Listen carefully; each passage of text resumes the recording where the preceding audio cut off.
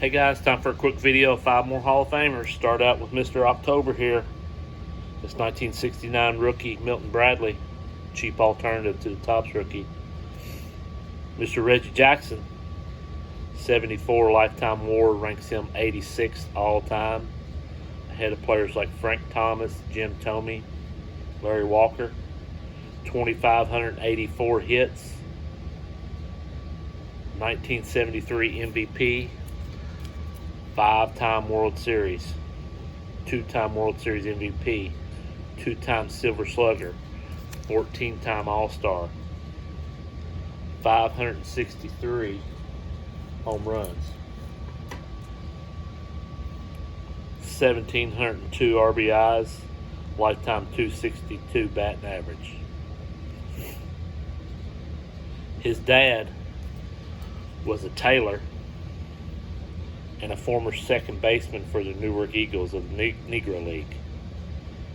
In 1978, the Yankees team was called the Bronx Zoo, and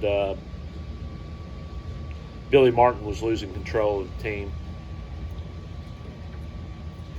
and he had suspended Reggie Jackson in this 1978 season for disobeying a sign on July 17th. And the next day, Billy Martin made a statement about his two main antagonists, which was Reggie Jackson and George Steinbrenner. He said that the two were made for each other. He said one was a born liar and the other was convicted of it. So I guess he was calling Reggie Jackson the born liar, and Steinbrenner was convicted of some kind of election fraud, I think in 1972. Well, he later, that day or the next day, resigned or got fired, it said. And they're 14 games out of first place. And they hired Bob Lemon to take over on July 18th for the rest of the season. They ended up at the end of that season tied for first place, and they played a one-game playoff against the Red Sox in which they won. Reggie Jackson hit a home run, the deciding home run in that game. So Billy Martin had lost the team. Bob Lemon was able to kind of get them back on track. So that's a segue to Mr. Bob Lemon. 48.2 lifetime WAR, ranks him 340th all time, ahead of Ralph Kiner and Chief Bender. 7-time All-Star, 1948 World Series, 207 wins, 1,277 strikeouts, lifetime 323 batting average. 323 ERA.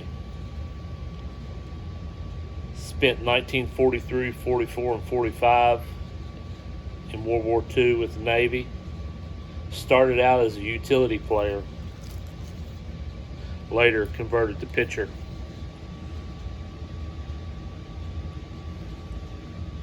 As a batter, he did have 37 home runs and a 232 batting average, which is pretty good for a pitcher. But he was a converted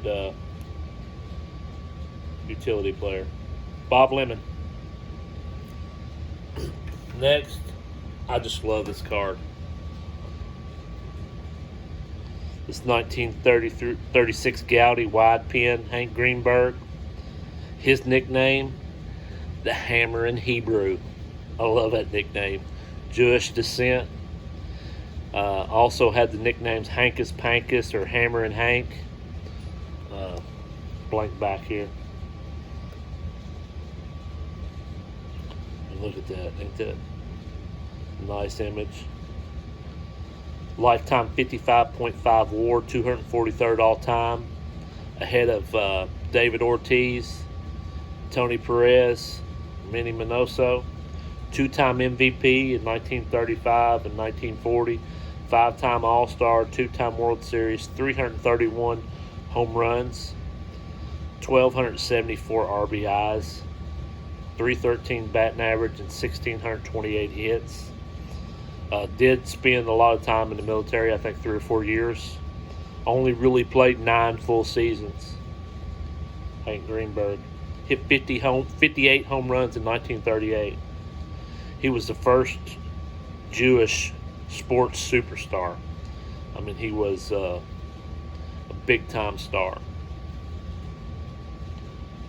Hank Greenberg.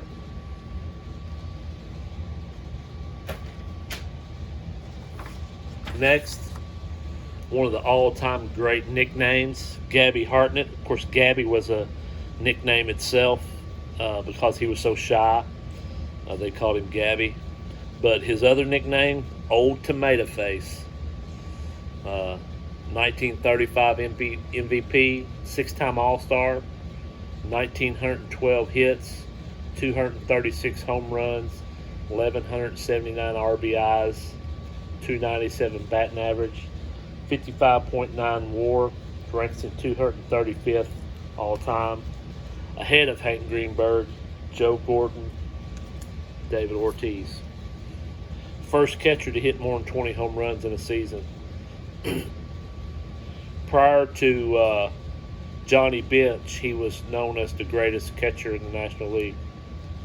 He was behind the plate during some memorable moments during his career. He was behind the plate for Roos' called shot when he called his home run, Carl Hubbell's strikeout feat in the 1934 All-Star Game, and behind the plate during Dizzy Dean's career-altering injury in the 37 All-Star Game. Gabby Hartnett.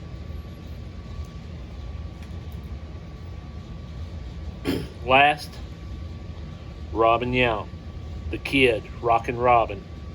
Lifetime 77.4 WAR, ranks him 73rd all-time, ahead of Ozzie Smith, Paul Molitor, Johnny Mize.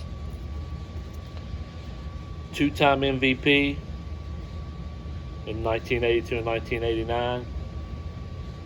3-time All-Star, Gold Glove, 3-time Silver Slugger, 3,142 hits, 285 batting average, 271 stolen bases, 251 home runs, 1,406 RBIs.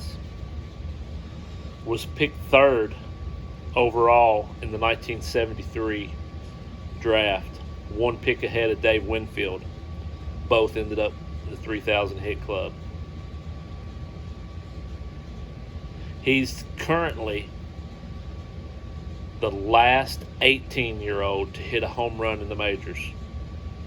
A lot of players like Trout, Soto hit them when they were 19. He's the last 18-year-old to do it in the major league. In the winter of 1978, he threatened to retire for golf. He thought he was really underpaid. They called up Paul Molitor during this dispute to fill in for him. But his demands were finally met, and they moved Molitor from second base, or from shortstop to second base. In 1985, he had a shoulder problem, pushed him to the outfield. Great player here, great card, Robin Yount. Thanks, guys.